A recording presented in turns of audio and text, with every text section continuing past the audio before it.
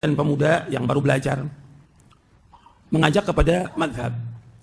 Ini memang ada sebagian pemuda yang tamat dari Madinah, tamat dari Yaman, kemudian juga dari Mesir. Mereka bergabung ngajak untuk bermazhab. Ini yang dilakukan oleh mereka ini perbuatan yang akan membawa kepada perpecahan. Ya, perhatikan. Kalau ada perkataan imam menyalahi sunnah Rasulullah, kita ikut yang mana? Ikut sunnah Rasulullah.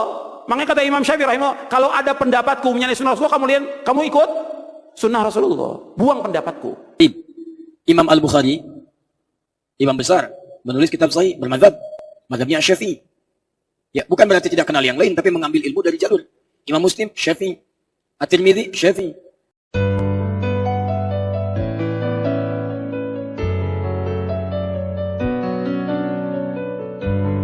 Tadi sudah saya sampaikan, mazhab itu jalan yang mengantarkan kita pada ibadah yang benar sesuai petunjuk Nabi SAW.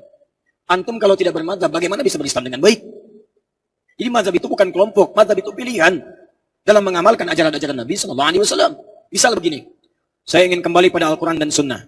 Pertanyaan saya, bagaimana cara antum mengambil Sunnah? Sunnah itu dari Nabi, antum pernah ketemu Nabi? Mimpi aja belum tentu ketemu Nabi.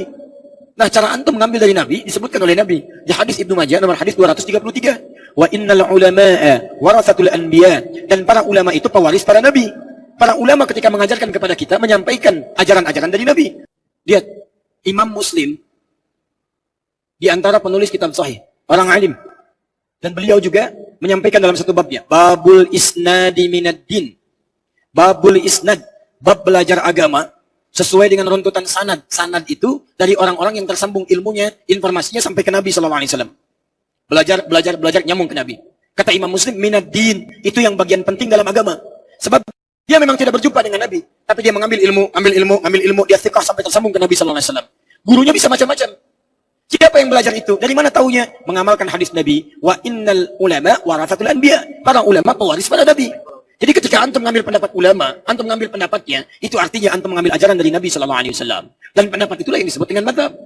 Jadi kalau diartikan apakah kita wajib bermadhab, kalau dalam pengertian fikih harus bermadhab, karena madhab itu pilihan. Tapi kalau dalam pengertian misalnya bermadhab dalam arti, maaf ya, berkelompok, harus pada hal tertentu, itu yang tidak diwajibkan, itu yang kemudian kalau fanatik tidak dibenarkan dalam Islam. Jelas ya? Jadi silakan ambil jalur. Mazhab itu kalau dalam pemahaman saya lebih kepada jalur keilmuan yang tersambung kepada Nabi SAW. Bukan berarti harus terkotak-kotak kemudian saling berselisih, itu yang tidak tepat. Paham ya?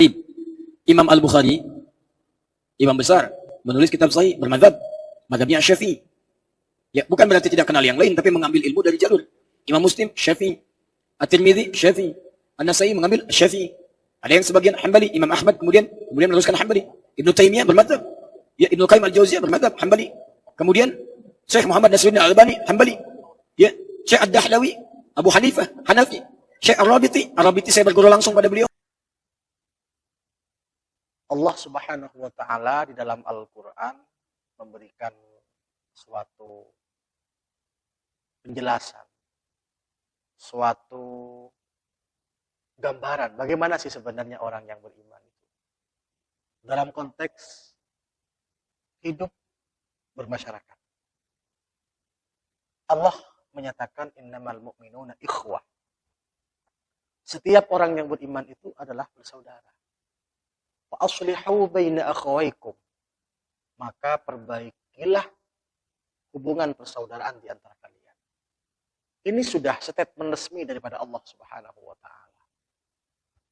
Lalu kemudian muncul suatu pergerakan ideologis yang digagas oleh Muhammad bin Abdul Wahhab, yang kemudian Muhammad bin Abdul Wahhab itu melakukan gerakan-gerakan dakwah, gerakan-gerakan syariah, di mana gerakan-gerakan itu bertentangan dengan arus besar Islam Ahlussunnah wal Jamaah. Kenapa saya katakan bertentangan dengan arus besar Islam Ahlussunnah wal Jamaah? Kalau kita kaji secara komprehensif, secara objektif, bahwa seluruh umat Islam di muka bumi ini pasti bermadhab. Entah itu madhabnya adalah Syafi'i, entah itu madhabnya adalah Hanafi, entah itu madhabnya kepada Hambali atau Maliki. Nah ini ada kecenderungan kepada kelompok atau kepada madhab Imam Ahmad bin Hambal. Tetapi banyak kita jumpai sahabat-sahabat kita yang pahamnya itu adalah penganut Muhammad bin Abdul Wahhab. Di situ ada ulama-ulama terkemuka mereka, ada Utsaimin, ada Bin Bas, ada Saleh Fauzan, dan lain-lain. Lalu punya keyakinan beragama bahwa kita tidak butuh yang namanya bermadhab. Langsung kepada baginda Rasulullah Shallallahu Alaihi Wasallam, langsung kepada Al-Quran, mengadopsi kepada madhabnya, madhab Al-Quran dan As-Sunnah. Jadi mereka itu bilang tidak bermadhab, tapi secara bersamaan mereka itu bermadhab. Bermadhab kepada Muhammad bin Abdul Wahhab.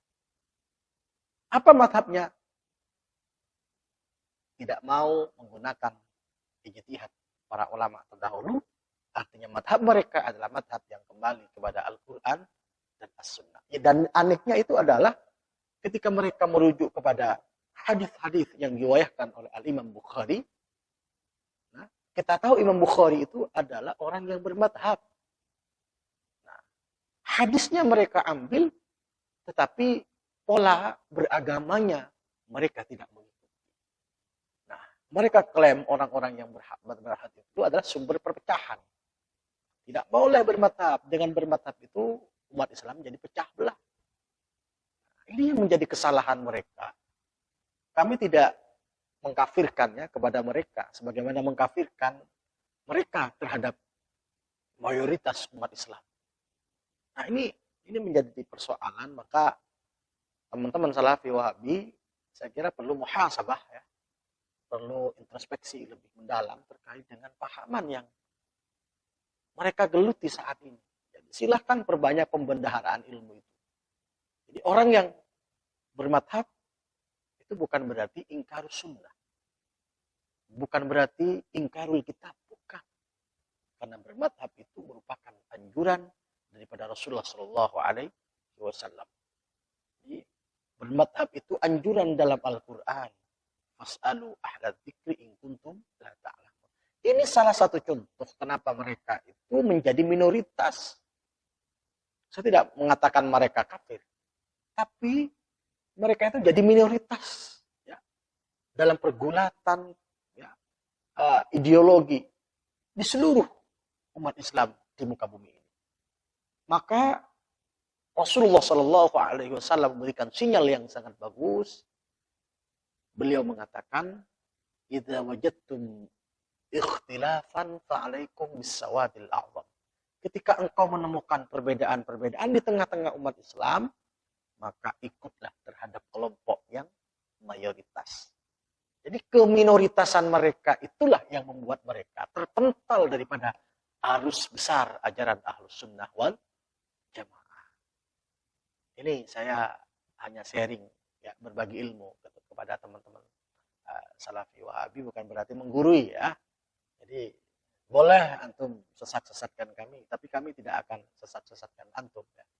Karena kita bersaudara, dan yang paling penting kita mudah-mudahan selalu diberi hidayah oleh Allah Subhanahu wa taala sehingga kita tidak terjebak pada ruang kesesatan, dan naudzubillah kita kadang bilang sesat kepada orang lain dan ternyata kita sendiri yang dalam kesesatan. Naudzubillah min dzalik.